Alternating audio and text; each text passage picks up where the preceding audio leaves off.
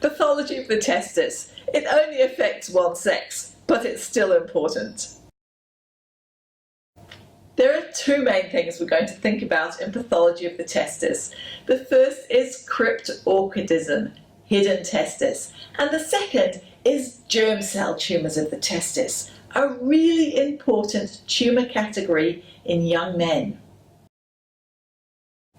Cryptorchidism is caused by failure of the testis to descend from the abdomen into the scrotum during intrauterine development.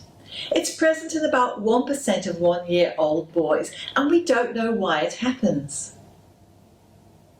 Usually the undescended testis is palpable in the inguinal canal, unilaterally usually, but bilaterally in 10 to 25% of cases.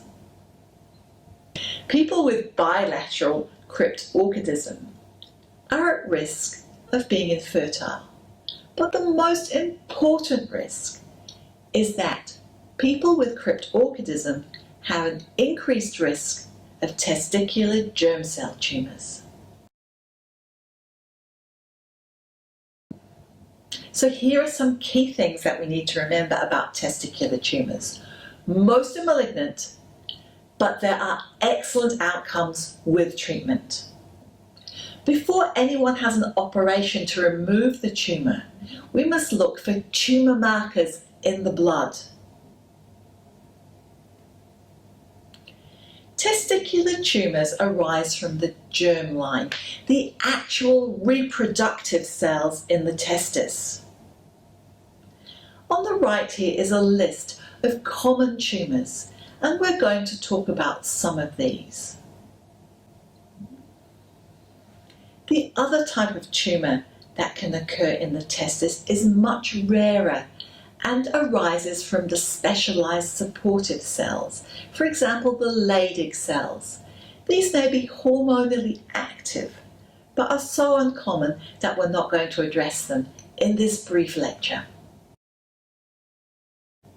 Germ cell tumours form about 1% of the overall malignancy in males, but they are the most common solid malignancy in the 15 to 34-year-old age group.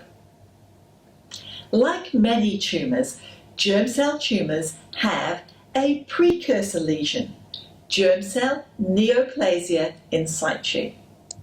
This is where the germ cells are still malignant, but confined to the testicular tubules. Germ cell tumours can be classified into seminoma and non-seminomatous germ cell tumours. Seminoma makes up about 50% of germ cell tumours. Before we get too far ahead of ourselves, let's get back to those tumour markers. Why are they important? Well, testicular tumours produce agents measurable in the blood that can help us know what kind of tumour it is before it's taken out. Now, we don't want to go biopsying these tumours because most of them are contained within the testis, and a needle into the testis will go through the tunica vaginalis and thus penetrate the space that's around it, and so tumour cells can escape and go into the abdomen. Never do a needle biopsy on a testicular tumour. The tissue markers that we use fall into several categories. There's the embryonic tissue markers. There's beta-HCG, yes, the same thing that is made by the placenta in women and is used in pregnancy tests. And then alpha-fetoprotein, a marker associated with embryonic gut. Let's think about seminoma, the most common type of tumour in the testis. It occurs in young men and it is curable, absolutely curable, in about 95% of people. It arises from the sperm-producing cells and has several histologic types that, hey, you don't need to know about. only I do, because I'm going to tell you about it when I diagnose it down the microscope. What's a key word? Lymphocytes. Testicular tumours are full of lymphocytes. So if you see a description written by a pathologist where the testicular tumour has got lots of lymphocytes in it, you can bet it's a seminoma. One of the unexpected things about seminoma is that the HCG can be slightly raised. This is because some seminomas have got giant cells in them and they produce HCG, but only a tiny bit. So whereas a normal HCG level might be less than 2 in a man, and in a seminoma might be up to 50, the choriocarcinomas of the testis, which produce heaps of HCG, will give an HCG in the thousands.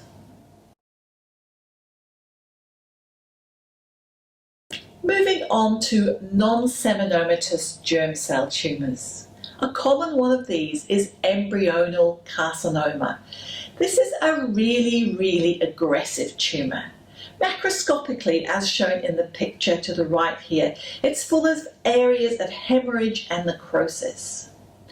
Often in embryonal carcinomas, the alpha-fetoprotein will be increased in the blood. This is because they're often mixed up with yolk sac elements, and it's the yolk sac elements that produce the alpha-fetoprotein. Choriocarcinoma produces heaps and heaps of HCG, as I've said. It has elements that resemble the placenta. It has syncytial trophoblasts. They're the cells in the picture on the right that kind of form the cap going through the cells in the middle. And it also has cytotrophoblast. Typically, choriocarcinoma is not found on its own. It's part of a mixed germ cell tumour. A bit of embryonal carcinoma here, a bit of choriocarcinoma there. It's highly aggressive. Why does it spread so early? Well, if you think of the function of normal placental elements, it's to invade blood vessels, because we want those blood vessels to open up and become part of the placental circulation. The malignant choriocarcinoma does the same, so it spreads early. Teratoma is the next most common element seen in testicular tumours, and it's also aggressively malignant. What we see down the microscope are elements of 3 germ lines. Ectoderm, in other words, we can see bits of malignant squamous epithelium. Endoderm, we can see malignant glandular epithelium, such as the pictures at the top and the bottom of the sequence next door. We also get malignant mesoderm, and the picture in the middle shows malignant cartilage in the teratoma. The markers seen in a teratoma will depend on what it's mixed with. So if there's a bit of choriocarcinoma, we're going to have HCG. If there's a bit of yolk sac tumour, we're going to see alpha-fetoprotein. It's rarely found as a single entity, much more commonly in a mixed non-seminomatous germ cell tumour. There are some key differences between seminomas and non-seminomas. Seminomas are restricted to the testis in about 75% of cases at diagnosis, and 95% of them are cured. Non-seminomatous germ cell tumours tend to be much more aggressive at metastasizing. 60% of patients have evidence of metastasis at diagnosis. However, 90% of patients can still achieve remission with chemotherapy, and most of them are cured. In summary, in this lecture we've learnt about Cryptorchidism, hidden testis, and germ cell tumours of the testis. In my clinical practice, The commonest size to see tumours in the testis is about this big, ping pong ball size. That's quite big, eh?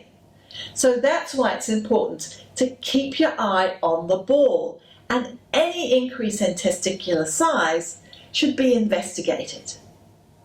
By keeping your eye on the ball, you can be a pathology superhero.